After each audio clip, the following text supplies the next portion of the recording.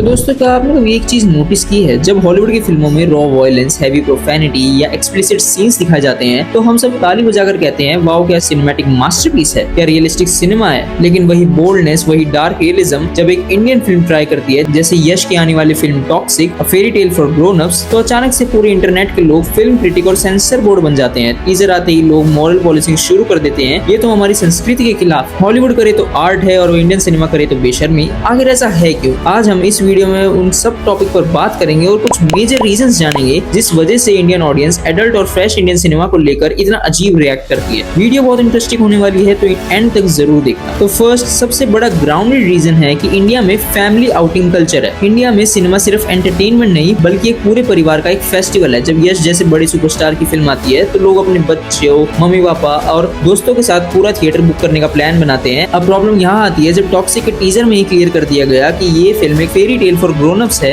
यानी सिर्फ बड़ों के लिए, तो एक बड़ा सेक्शन फ्रस्ट्रेट हो गया, उनका फैमिली प्लान खराब हो गया। वो सोचने लगे अरे इससे परिवार के साथ कैसे देखेंगे, और इसी फ्रस्ट्रेशन की वजह से लोग फिल्म के आने से पहले उसे जज करने लगे कि ये फिल्म सही नहीं है। दूसरा बड़ा रीजन है कल्चरल डिस्टेंस। जब हम कोई हॉलीवुड फिल्म देखते हैं तो हमारे दिमाग में एक ऑटोमेटिक फॉरेन फिल्टर एक्टिव होता है। हम सोचते हैं ये तो विदेश की बात है, ये उनका लाइफस्टाइल है, वो हमारे घर के अंदर का माहौल नहीं बदल रहा, इसलिए हम डिटैच होकर उस पूरे एडल्ट कंटेंट को एंजॉय कर लेते हैं। लेकिन जब वही बोल्ड लैंग्वेज, डार्क अंडरवर्ल्ड और मैच्योर थीम्स हमारे लोकल सेटअप में हमारी भाषा में दिखाए जाते हैं तो वो हमें बहुत क्लोज लगते हैं। हमारी सोशल टैबूज अचानक से ट्रिगर हो जाते हैं। ऑडियंस कंफर्टेबल नहीं रह पाती क्योंकि उन्हें लगता है कि ये उनके पर्सनल स्पेस पर अटैक है। तीसरा और सबसे बड़ा रीजन जो टॉक्सिक के हाइप और टॉक्सिक के पूरे जो ये बैकलैश और हेट को कंट्रोल कर रही है वो है मास हीरो इमेज। क्योंकि अब बात करते हैं सबसे बड़े प्रेशर की, दी मास हीरो इमेज। हॉलीवुड में ब्रैड पिट या लियोनार्डो डिकैप्रियो एक हफ्ते एक क्लीन सुपर हीरो बन सकते हैं और अगले ही हफ्ते एक आर रेटेड ग्राफिक मूवी भी कर सकते हैं। वहाँ ऑडियंस एक्टर को अलग और कैरेक्टर को अलग देखती है। पर इंडिया में केजीएफ के बाद यश को एक सुपरस्टार का टैग दे दिया है, एक ऐसा अल्फा हीरो जो सिर्फ अच्छाई के लिए लड़ेगा। जब वही हीरो एक मोरली ग्रे, डार्क और एडल्ट सेटअप में कदम रखता है तो फैंस एकदम हिल जाते हैं। ऑडियंस अपने हीरो को किसी गलत चीज या ग्रे शेड में एक्सेप्ट नहीं कर पाती। हमने अपने स्टार्स को एक क्लीन फैमिली इमेज के पिंजरे में बंद कर दिया है और वो उसे एक बाउंड्री में रख दिया है। इंडिया में सुपरस्टार बनना आसान है लेकिन उस सुपरस्टार की आइडेंटिटी को मेंटेन रखना काफी मुश्किल है, बिकॉज आपको एक बाउंड्रीज के अंदर रह के काम करना पड़ता है और अगर आप उस बाउंड्री के बाहर जाओगे तो आपको बैकलैश और हेट ऑटोमेटिकली आपके पास आएगा। और यहाँ से हम चौथे मेन रीजन पर बात करते हैं और थोड़ी कड़वी सच्चाई भी जान लेते हैं, द सोशल मीडिया परफॉर्मेंस।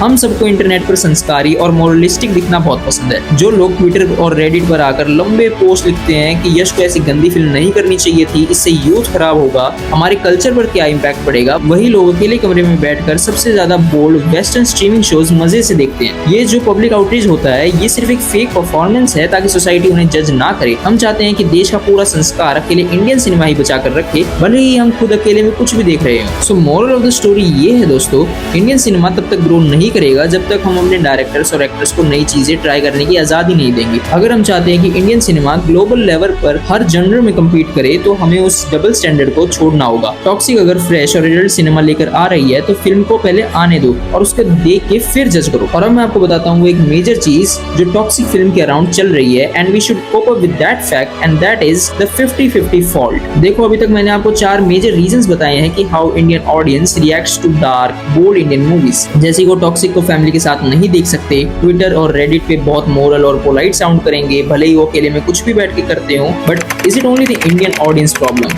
अगर टॉक्सिक बाई चांस ना चले तो क्या हम सीधा इंडियन ऑडियंस पर ब्लेम डाल दे कि they are not ready for it? So the answer is no, obviously not. I know Indian audience reacts differently to something like toxic, but ये सिर्फ उनकी गलती नहीं है क्योंकि 50-50 फॉल्ट में आधी गलती टॉक्सिक मेकर्स की भी है। आप हॉलीवुड सिनेमा को रेप्लिकेट करने की कोशिश कर रहे हो by using dark and mature scenes, और हॉलीवुड फिल्म्स भी यही करती हैं, but they doesn't sell their film by showing only explicit and graphic content. वो अपने कैरेक्टर्स और वर्ल्ड को इस वे से डिजाइन करते हैं कि उनके मैच्योर और डार्क सीन्स हिट करें और स्टोरी के साथ मर्ज रहें। Whereas टॉक्सिक में अभी तक कोई भी बोल्ड या एक्सप्लिसिट सीन उसकी स्टोरी लाइन या प्लॉट के साथ मैच होता हुआ नहीं दिख रहा। That's why सिर्फ इंडियन ऑडियंस को टारगेट करना और कहना कि उनको सिनेमा का मतलब नहीं पता, तो ये सरासर गलत है। इवन टॉम हॉलैंड ने ओडिसी के प्रीमियर पर एड्रेस किया था कि Indian audience is one of the most matured and most energetic audience in the world. बाकी आप बताओ कि टॉक्सिक के बैकलैश और हेट के पीछे सच में इंडियन ऑडियंस का हाथ है या फिर मेकर्स ही ज्यादा ग्राफिक कंटेंट दिखा रहे हैं अपनी फिल्म को प्रमोट करने के लिए? वीडियो अच्छी लगी हो तो लाइक करो और अपने सिनेफाइल दोस्तों के साथ शेयर करो। मिलते हैं अगली वीडियो में, तब तक के लिए take care and subscribe to deep cinema.